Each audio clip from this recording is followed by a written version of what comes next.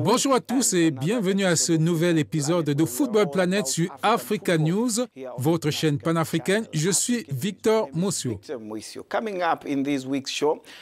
À venir, après une sortie prématurée de la Coupe du Monde en juin, les Lions de la Teranga du Sénégal se préparent à la campagne de qualification de la CAN 2019 avec un voyage prévu à Madagascar ce dimanche. Son entraîneur Aliou Cissé nous parlera de la sortie prématurée de la Coupe du Monde, notamment. Après la dernière série de matchs de poule des deux compétitions de la CAF, la Ligue des Champions et la Coupe de la Confédération, la liste des 8 équipes qualifiées pour les quarts de finale est connue. Restez à l'écoute pour les précisions. La Nigeria Professional Football League s'est achevée brusquement avec 14 matchs encore à jouer. La Ligue de football a remis le titre à Lobby Stars de Makurdi avant la fin de la compétition du fait d'une crise de leadership. Nous reviendrons en détail sur ce dossier du football nigérian. Voici Football Planet.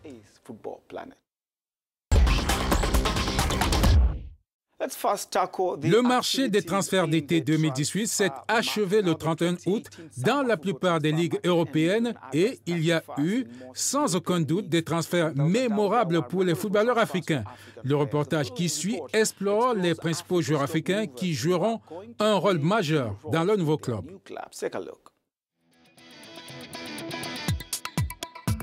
Alors que le marché des transferts a fermé ses portes le 31 août dernier pour la plupart des ligues européennes, plusieurs transactions de dernière minute ont été effectuées avec des joueurs africains.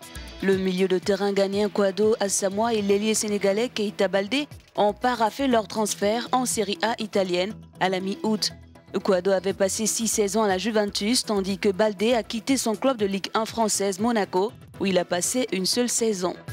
Le passage du Camerounais de Stoke City à Paris Saint-Germain est peut-être la plus grande surprise africaine de ce transfert de 2018. Eric Maxime Choupo-Moting devrait renforcer le milieu de terrain défensif du nouvel entraîneur du Paris Saint-Germain, Thomas Tuchel. L'international ivoirien Gervinho est retourné en Europe après avoir marqué seulement 4 buts en 2 ans et demi dans la Super League chinoise. Il rejoint l'équipe italienne de Parme pour un contrat de 3 ans après que EB China Fortune a accepté de le libérer. L'ailier algérien Riyad Mahrez a finalement rejoint un grand club, Manchester City, en juillet dernier avec 60 millions de livres sterling. Il devient le joueur le plus cher de l'histoire de Manchester City. Après un bref séjour à Caen Sport, le vétéran camerounais Samuel Eto'o a signé au Qatar. Il évoluera sous les couleurs du Qatar Sport Club. Le lauréat 2017 du prix Marc-Vivien Fouet, Jean-Michel Seri, a rejoint Fulham en juin après avoir quitté Nice pour un contrat de 4 ans. L'international ivoirien a l'option de prolonger de 12 mois supplémentaires son contrat. Quant au Camerounais André Zambo Anguissa, il a également rejoint Fulham depuis l'Olympique de Marseille.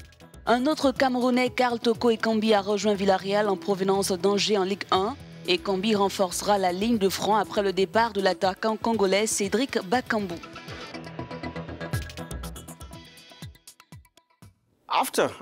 Après une sortie prématurée de la Coupe du Monde en juin, les Lions de la Teranga du Sénégal se préparent pour les qualifications de la CAN 2019 avec un voyage à Madagascar ce dimanche. Notre correspondant Karim Baldé a rencontré Aliou Cissé à Reims en France. Il parle notamment des perspectives de l'après-Coupe du Monde.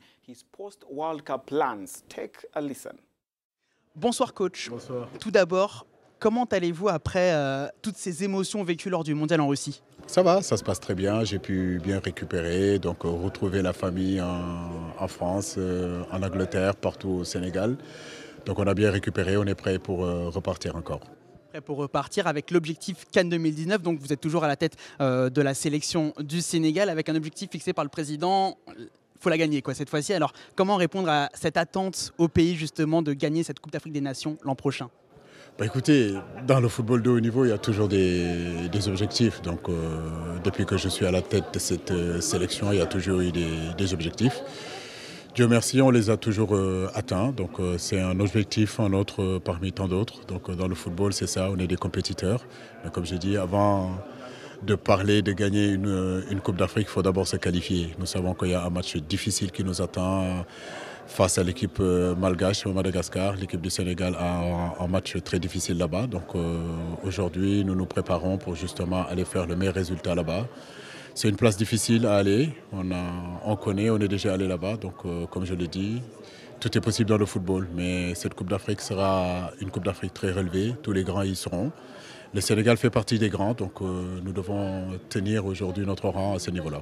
Vous êtes armé en plus avec des joueurs qui se sont révélés, Mbaye Niang notamment, Youssouf Sabaly, Moussa Wagué qui est aujourd'hui au Barça B. Avec tous ces joueurs-là, quand même, vous avez une assise supplémentaire, une expérience supplémentaire pour aborder ces éliminatoires. Écoutez, effectivement, je pense qu'au niveau de l'expérience, l'équipe grandit d'année en année, de sortie en sortie.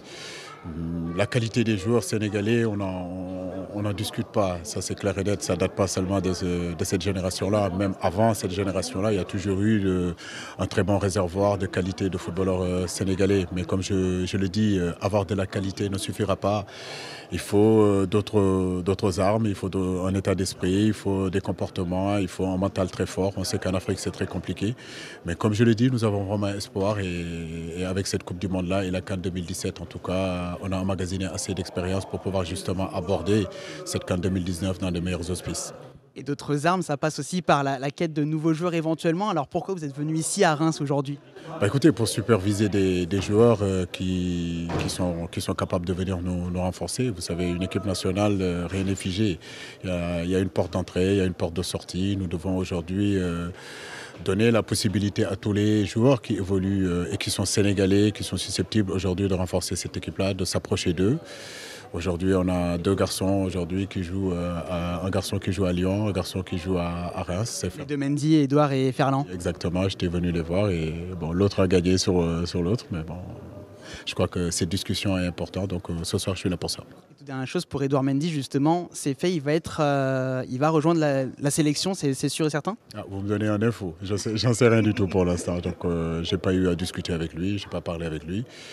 J'espère que tout à l'heure, j'aurai une discussion pour savoir son état d'esprit, qu'est-ce qu'il attend, qu'est-ce qu'il veut, et puis surtout, c'est comment aussi ce que j'attends de lui, au cas où il viendrait intégrer l'équipe. Mais pour l'instant, encore rien n'est fait à l'heure où je vous parle. Et pour Ferland aussi ? Pour Ferland, c'est pareil aussi. Merci beaucoup, coach. Toujours au Sénégal, le gardien de Oroya AC, Kadim Diaye, qui était portier du Sénégal lors du mondial, ne fait plus partie de l'équipe de 23. Cissé a fait appel pour la première fois au gardien de but de Reims, Edouard Mendy, né d'un père bissau-guinéen et d'une mère sénégalaise. Mendy a expliqué à notre correspondant Karim Baldé pourquoi il a d'abord choisi la Guinée-Bissau avant les Lions de la Teranga. Après, j'ai été dans un stage, ce n'était pas forcément des matchs amicaux. J'ai déjà expliqué, mon papa qui a la nationalité aussi bissau-guinéenne a eu un souci de santé. Et avant ça, il me disait qu'il aimerait bien me voir représenter une des sélections.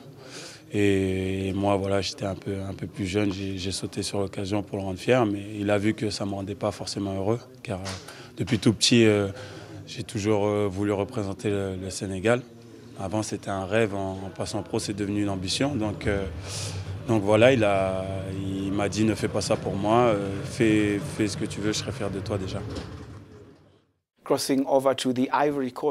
Stade d'Abidjan a remporté la Supercoupe ivoirienne après avoir battu le Sporting Club Gagnoa par 2-1 samedi au Stade Robert Champoux d'Abidjan. Le Stade d'Abidjan devrait au départ jouer contre la SEC Mimosa qui a officiellement écrit à la fédération en disant qu'elle ne participerait pas à la finale. Cela a obligé la fédération à les remplacer par les seconds de la Ligue, Sporting Club Gagnoa. Le Stade d'Abidjan a terminé le championnat en 13e position sur 14, synonyme de relégation en deuxième division.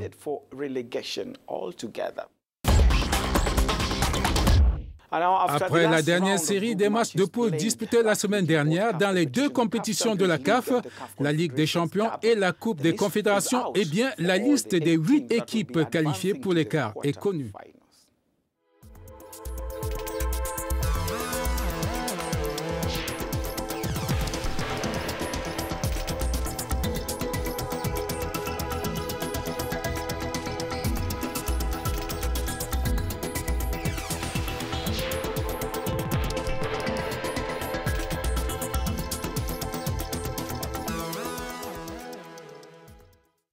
La Nigeria Professional Football League s'est achevée brusquement avec 14 matchs encore à jouer. La Ligue a remis le titre à Lobby Stars de Makurdi après une fin prématurée du fait d'une crise de leadership. Les détails.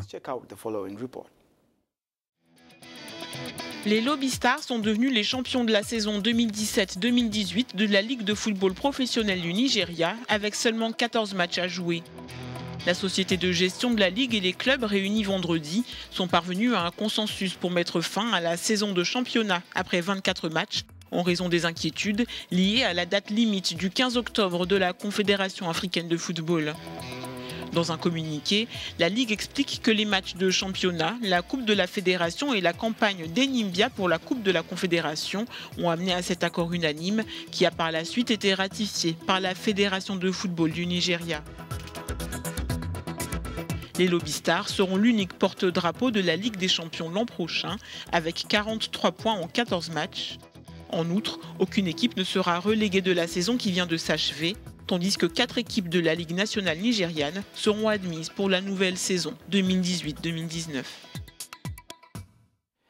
Les éliminatoires de la zone Afrique de l'Ouest B de la CAN 2019 catégorie cadet ont débuté dimanche avec un match nul et vierge entre le Niger et le Togo. Mais avant le coup d'envoi, le Bénin a été disqualifié de la compétition pour fraude sur l'âge. Après la réalisation des tests IRM, plus de la moitié des joueurs ont échoué. Le Niger, le Burkina, le Togo, le Nigeria et la Côte d'Ivoire ont tous eu un joueur disqualifié. Par contre, tous les Ghanéens ont réussi au test. La Fédération béninoise de football considère la disqualification de l'équipe comme une honte nationale et promet des mesures disciplinaires. Je peux vous rassurer que c'est au niveau du comité exécutif que les choses se sont passées. Je vous rassure qu'il y aura la transparence et j'ai déposé déjà une plainte contre INS au niveau du tribunal du Bénin et les gens seront sanctionnés. C'est une honte nationale. Je vous remercie. Yaya Touré a encore de beaux restes. Le milieu de terrain de 35 ans a reçu un accueil chaleureux des supporters de l'Olympiakos dimanche dernier. La dernière fois que Touré a joué pour l'Olympiakos remonte à la saison 2005-2006. Il était libre depuis son départ de Man City à la fin de la saison dernière. Ainsi s'achève cet épisode de Football Planet. À lundi prochain, vous pouvez toujours retrouver cette édition et davantage de sport sur notre site www.africanews.com. Passez une bonne semaine. Au revoir. Goodbye.